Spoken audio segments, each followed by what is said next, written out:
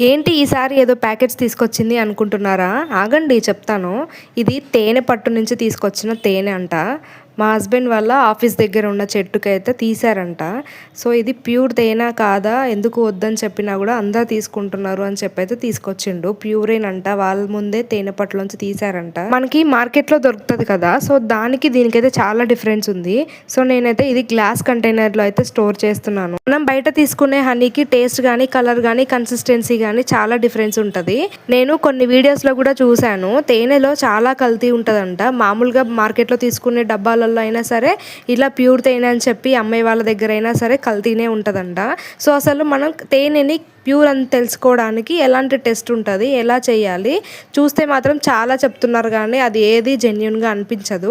So మీకేమన్నా కరెక్ట్గా ఎలా తెలుసుకోవాలో ఏదైనా టిప్ తెలిస్తే మాత్రం ఖచ్చితంగా చెప్పండి. ఈ తేనెని మనం ట్రై చేద్దాము. నేను తేనె ఎక్కువగా యూజ్ చేయను కాబట్టి నాకు పెద్దగా ఐడియా లేదు. ఇది అప్పుడెప్పుడో వాటర్లో కలుపుకొని తాగితే మంచిదని చెప్పి అయితే ఈ బాటిల్ తీసుకొచ్చాను. ఇంకా అయిపోయింది, పక్కన కూడా పడేశాను.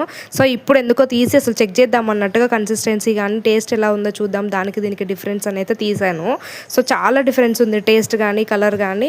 అదేమో ఎక్కువ స్వీట్ ఉందన్నమాట. పంచదార పాకం లాగా ఉంది అదైతే టేస్ట్. ఇదైతే న్యాచురల్గా ఉంది, అంత స్వీట్గా ఏం లేదు.